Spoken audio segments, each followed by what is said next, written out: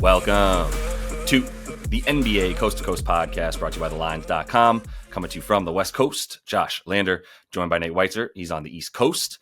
And we are looking at a Thursday night little baby slate here in the NBA. 3 games to choose from. We've got best bets up in this episode and play a props up in a separate one. So make sure to like and subscribe to that page and continue to follow along the rest of this season with us. Also want to let you know about the BetMGM deal that you can get now through the Lines partnership. $1,500 to new customers in bonus bets when you go ahead and sign up for a new account there. If you lose your first bet, then you go ahead and get that up to $1,500, as we said there, in those bonus bets back to you. Also get $50 in bonus bets regardless if you do use that code LINESYT50 there and get yourself all of those discounts at BetMGM. Nate, let's go ahead and jump into your first best bet here. Not much to choose from, but we found a little bit of value here and there. We scrounged. Well, I mean, I got a best bet here. It's just dependent on if Giannis goes, but if he plays, I think take him to get 30 in the Bucks money line, and that's plus 120 here. If he doesn't go, like, I would just quickly pivot to taking over on Bobby Portis stuff, points and rebounds mainly.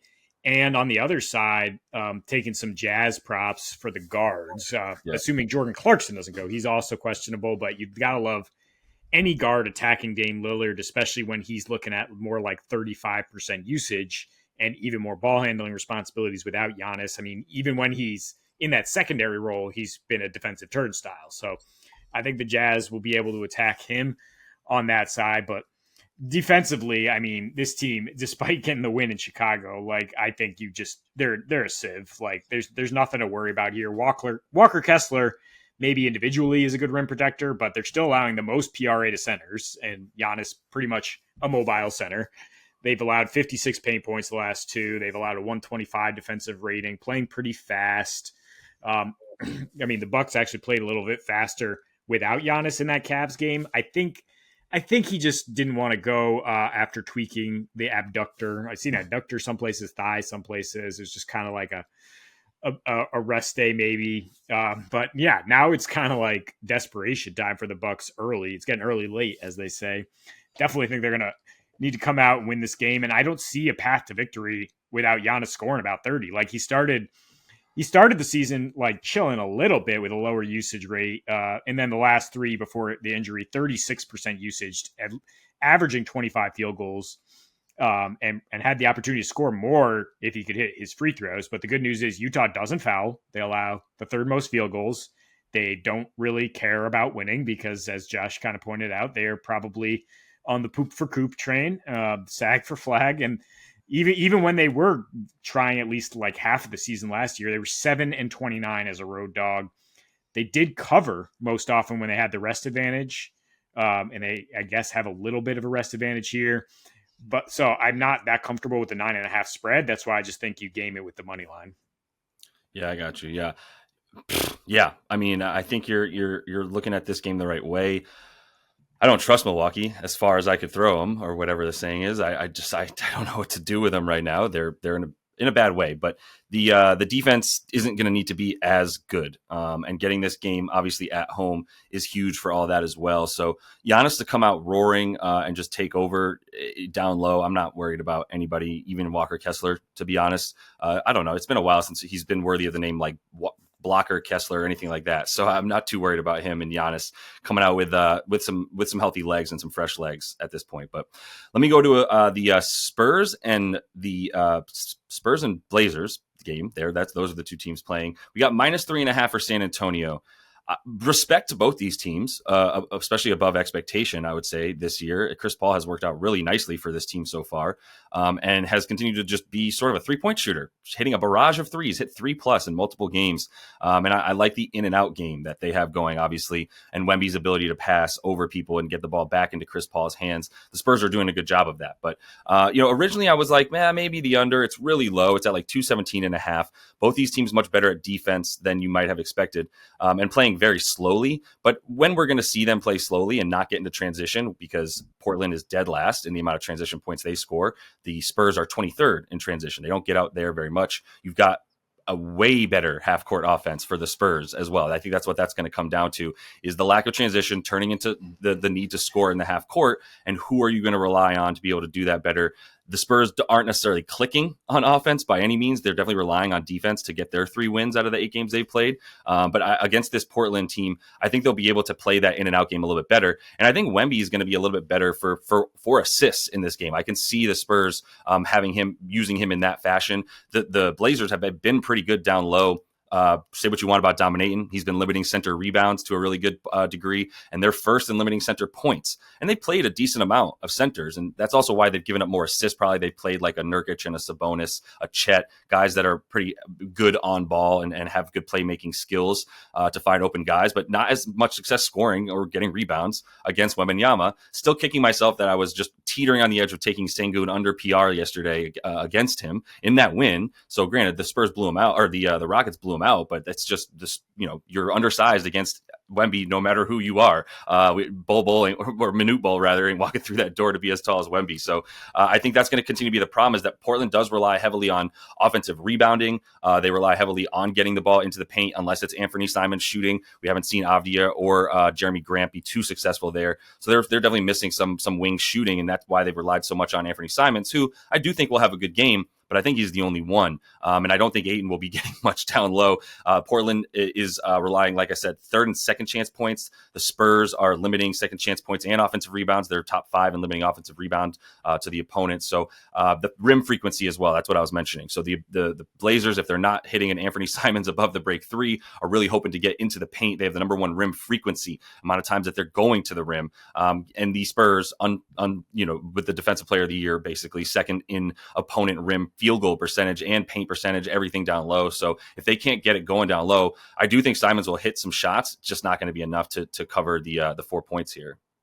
Yeah, at the end of the day, you got Chris Paul running one half court offense, and you got Scoot and Simons working together on the other one. It's not really a fair fight in terms of efficiency. And the Spurs, their guys played like 26 minutes last night. We saw the same situation when they lost to OKC. They were not going to, last week, I think it was, they knew they were not going to win that game, but then they won the second leg of the back-to-back against a doo-doo Jazz team, and now they get a pretty bad team as well. So I think they could get it done on a back-to-back in this situation.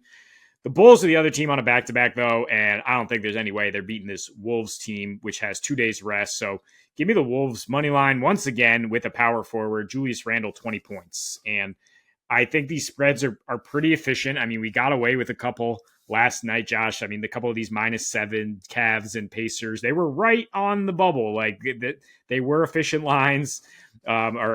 Pacers end up winning by 7, so you needed to wait on that one. But looking at this, yeah, I mean, the Wolves are on the move now because people are understanding this rest disadvantage here for the Bulls, and because the Wolves defense is going up and the Bulls offense is going down.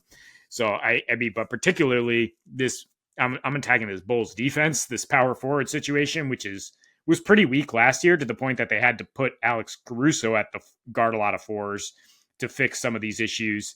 And he ain't there no more. And Patrick Williams, dealing with a shoulder injury, just got bodied up by John Collins for 28 and 13 off the bench. And Randall, yeah, I mean, he's ate him up. This Bulls team, whoever they have down low, 28.5 points per game, including last year, 35 points on 33.5% usage. Coming off a quiet game in a blowout, I do think the Bulls are going to hang around. Again, that's why I'm not that interested in the -8.5. But I mean, they allow the most paint points and the most field goals and the third most points to power forwards because of those deficiencies I'm talking about. Randall, it's not only a 2-day rest advantage. They only played like 25 minutes on Monday, Randall included, because they blew out Charlotte. And I mean, in last year when he had 2 days rest, 25 points per game, 30% usage, going to come out strong. So, I mean, that gets you to even money. It's just Randall 20 points with the money line, and his core prop is 20.5. So you don't even need to necessarily get over that. Yeah, Randall is very impressive. The only fear here would be a blowout. But to your point, if you think that this Bulls team is going to at least hang around for a bit, maybe they're just able to like use the momentum of playing last night to be fresh early, and they come out at least to hang in the first half. Maybe the Wolves pull away with their grind them to death defense by the second half. But I think the Wolves rather are going to really prioritize not allowing the Bulls to get into transition, and then they don't have much at that point.